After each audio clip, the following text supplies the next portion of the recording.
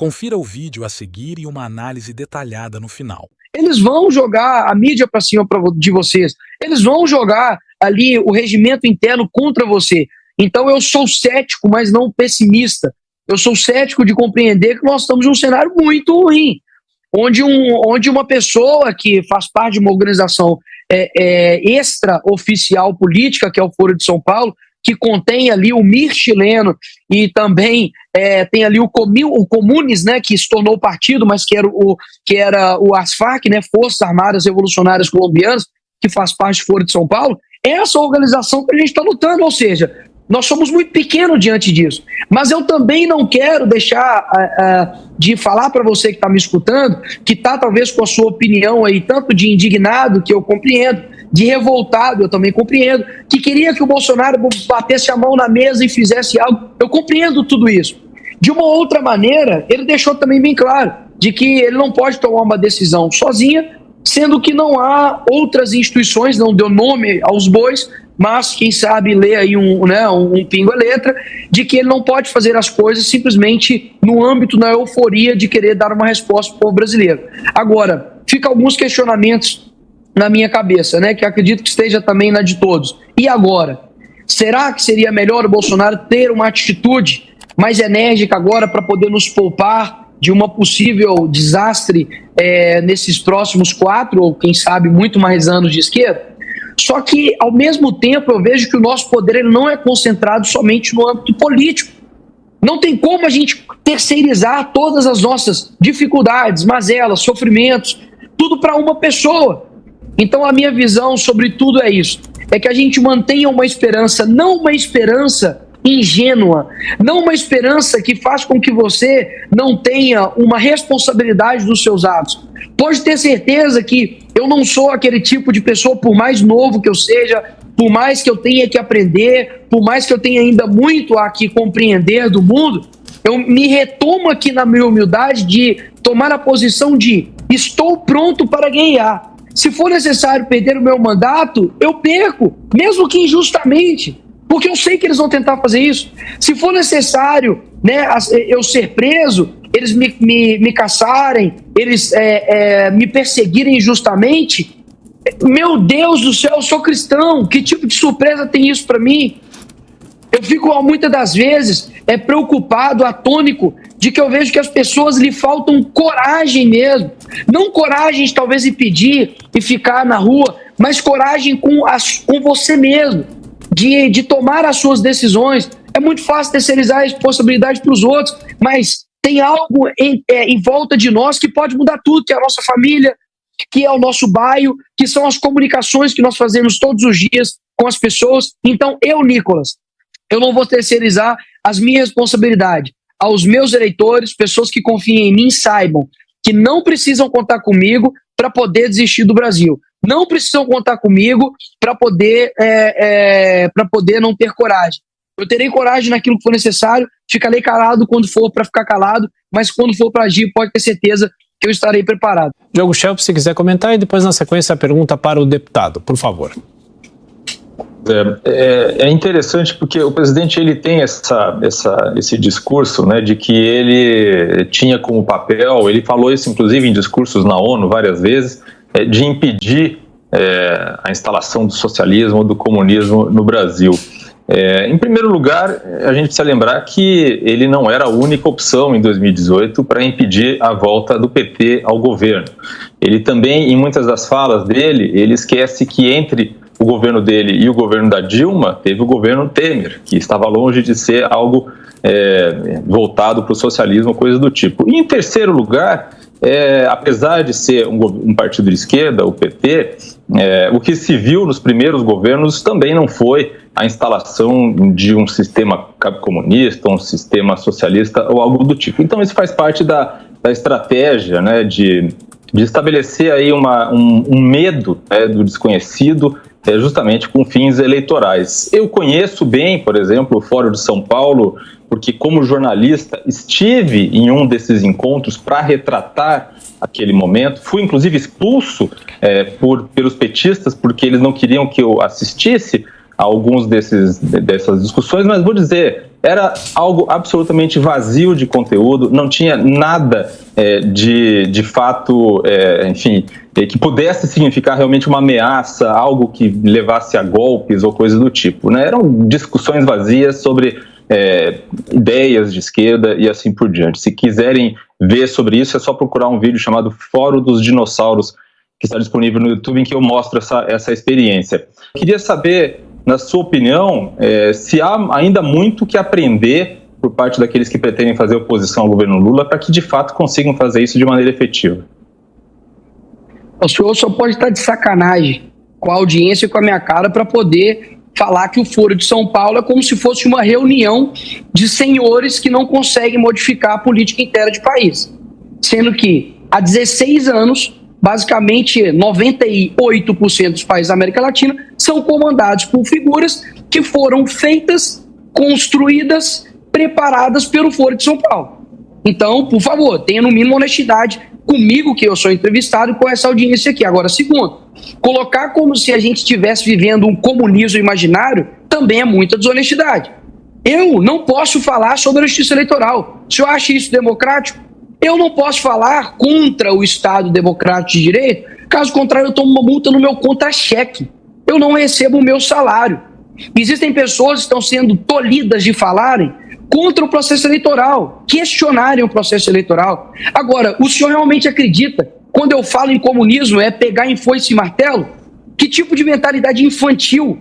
E querendo ainda colocar como se eu acreditasse nessa sua fala de que nós estamos pintando um comunismo para poder ganhar a eleição.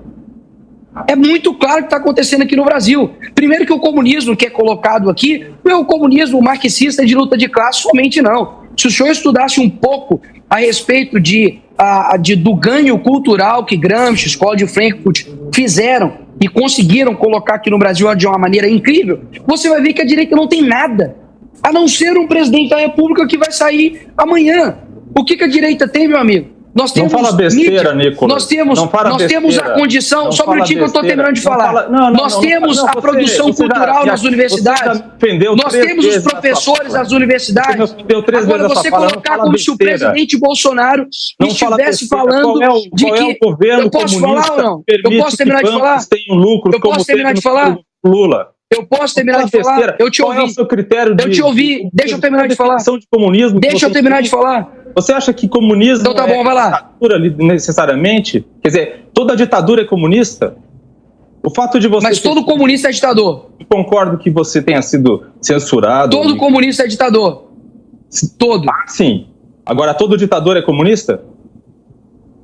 Mas quem está discutindo isso? Não, você está falando, você está confundindo as coisas. Você está falando que o fato de você ter sido censurado ou ter sido impedido de falar coisas é uma prova de que existe um comunismo sendo instalado no Brasil. Deixa de ser... Isso sim é... Não. Peraí. As nossas universidades... elas são formadas e formam... Peraí, mas eu estou falando... sendo instalado é o fato de que você...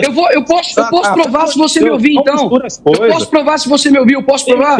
Não pelo visto, só de você ter... Então, só um minutinho, eu posso responder? Eu posso responder ou você vai ficar falando? Não. Aqui. Só deixa claro isso. Vamos falar um de cada vez, só para a gente também não, mas é importante, não atrapalhar o entendimento da audiência, por favor. Mas fui interrompido, então me escuta. E você saiu me atacando e me ofendendo. Você me respeita. Então me escuta. Ofendendo não. Então, quando eu digo que você fala que vai no Foro de São Paulo e você fala que é uma reunião de velhos ali, você é um desonesto. Você dizer que as pessoas estão plantando o comunismo fake para poder ganhar a eleição. Toma vergonha na sua cara. Porque o que está acontecendo no Brasil é exatamente isso. Universidades estão formando militantes, pessoas estão sendo colocadas como criminosos por defender um governo. Eu estou sendo cerceado, assim como vários jornalistas. Pessoas não têm liberdade aqui no Brasil. O Foro de São Paulo coloca todos os presidentes aqui na América Latina para você vir aqui na audiência na minha cara falar que Foro de São Paulo é uma mera reunião, que você foi lá e tem um videozinho no YouTube. É isso mesmo, toma vergonha na sua cara. Não está conversando com moleque. Só um momento, então, Nicolas e Diogo, vamos ouvir um pouquinho o Fernando Conrado, enquanto a gente respira um instantinho, vamos tentar se respeitar nessa conversa e manter um pouquinho a calma. Fernando Conrado conversa com a gente um pouquinho, dá a sua opinião sobre o assunto, a gente volta a ouvir o Diogo e o Nicolas também. Vai lá, Conrado. Meus amigos, minha formação é em Direito, Política e Antropologia, Universidade Federal, desde 1997. Tá? Faz tempo que eu estou nesse negócio no ambiente universitário, tal. Desde que a gente tem a esquerda no poder, isso aí era só desde o tempo lá do Fernando Henrique Cardoso, todo o sistema de ensino tem um viés de esquerda. Todos os profissionais que nasceram desde a primeira série até o ensino superior vieram com uma visão de esquerda. E aqueles que não concordam com a visão de esquerda não conseguem subir na carreira. Ou por que vocês acham que a gente teve o Poder Judiciário em silêncio durante 4 anos? E por que a gente teve o Ministério Público em silêncio durante 4 anos? Porque ou aqueles que concordam com todas essas abjeções que a gente teve se mantiverem no poder, ou aqueles que eram contra evitassem subir na carreira e não ter seus ganhos pessoais. É isso, o Foro de São Paulo, essa é uma realidade dele, dizer que teve... E eu não vou nem entrar no mérito do Chab, ele tem uma visão política diferente da minha, eu não vou estar discutindo aqui ao vivo com a gente, mas é isso que a gente viu, o silêncio total. Por que vocês acham que a gente tem hoje no Brasil um judiciário que cala quem pensa diferente, mas não cala quem é a favor deles, que desmonetiza quem pensa diferente e não desmonetiza quem pensa a favor deles, que desmonetiza e faz essas ligações que o Shelby faz com... Porque o Shelby falou para nós que teve agora um bolsonarista que ia matar o Lula e explodir tudo. Aí o bolsonarista, na sua audiência de custódia, dito bolsonarista, diz: olha só, o delegado botou que eu sou bolsonarista, o delegado botou que eu queria falar do Lula, e botaram um silêncio nesse processo. Ninguém mais pode ter acesso. Eu até queria fazer perguntas mais duras para o Nicolas, mas o Nicolas é um homem muito inteligente, já chegou dando seu habeas corpus preventivo, que olha só, cara, o mundo que a gente vive, a gente não tem mais liberdade. Eu, como deputado, não vou poder agir, ou seja, a gente já não vive numa democracia. Isso é claro para todos nós aqui, e é um lado calando o outro. Ou alguém não viu o discurso de... Quando o Lula venceu, ele fez um discurso lido, bonitinho lá no Fantástico, mas depois ele vai para a Avenida Paulista dizer o quê? Eu já falei com a esquerda, eu já falei com a direita, e agora eu vou falar com a esquerda novamente, porque não vai mais ter direita no Brasil.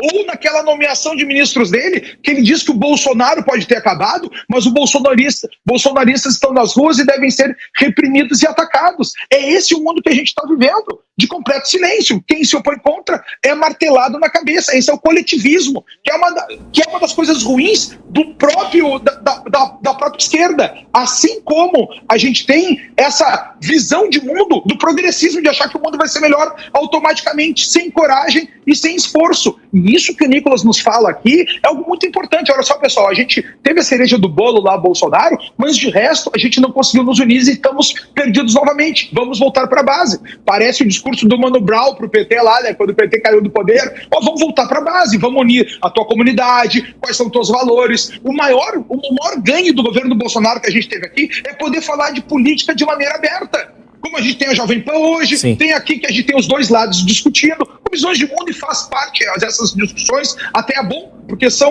o combate de ideias que vai fazer a gente ter uma visão maior do futuro, se a gente fizer tudo isso aqui com muita honestidade intelectual. A fala contundente de Nicolas Ferreira no vídeo analisado é um grito de alerta e resistência, uma convocação à lucidez e à coragem diante de um cenário político cada vez mais sufocante. Sua análise não é um desabafo vazio, mas uma constatação fundamentada de que há, sim, uma reorganização autoritária travestida de democracia. E ele não tem medo de nomear os responsáveis: Foro de São Paulo, hegemonia ideológica nas universidades, censura institucionalizada e perseguição a opositores. Um dos pontos centrais de sua fala é a denúncia do que ele chama de comunismo cultural, não no sentido clássico marxista, mas da infiltração de uma visão de mundo progressista nos pilares sociais: educação, mídia, artes, política e até mesmo a linguagem. Nicolas expõe que o avanço dessa agenda não se dá pelas armas, mas pela cultura, por Gramsci e pela Escola de Frankfurt. Isso é visível nas universidades públicas que, segundo ele, viraram fábricas de militantes, não de pensadores livres. Outro ponto relevante foi a crítica ao discurso de alguns analistas que tentam minimizar o papel do Foro de São Paulo. Nicolas desmonta esse argumento com dados concretos. Praticamente todos os governos de esquerda da América Latina dos últimos 20 anos tiveram vínculos com esse grupo. Ele encara como desonestidade intelectual dizer que é uma mera reunião inofensiva de ideólogos aposentados. Sua crítica ao atual cenário democrático também foi direta e honesta. Não se pode falar sobre o processo eleitoral, sobre ministros, sobre decisões judiciais sem risco de censura, multa ou perseguição. Isso, para ele, é a prova de que vivemos uma democracia apenas de fachada. Quando até parlamentares são cerceados, o povo já não tem mais a quem recorrer. Nicolas também foi sensato ao reconhecer as limitações do próprio Bolsonaro. Um presidente sem apoio institucional não governa. Ele questiona com razão se um ato mais enérgico do ex-presidente teria evitado o avanço da esquerda. Mas reconhece que, sem um povo mobilizado e uma estrutura de apoio nas demais instituições, qualquer atitude isolada seria inócua ou até trágica. No desfecho de sua fala, Nicolas mostra maturidade política ao chamar seus eleitores à responsabilidade. Ele recusa a terceirização da esperança. O combate, segundo ele, começa na família, no bairro, na comunicação do dia a dia. A direita precisa parar de agir apenas nas urnas e começar a se movimentar culturalmente. Ele deixa claro: não contem comigo para desistir do Brasil. Essa fala é mais do que uma reação emocional. É um manifesto de resistência democrática. Num país onde jornalistas são censurados, onde deputados são perseguidos por suas falas e onde a hegemonia cultural da esquerda é tratada como normalidade, Nicolas cumpre o papel de líder opositor legítimo. Ele incomoda porque fala verdades que muitos preferem ignorar.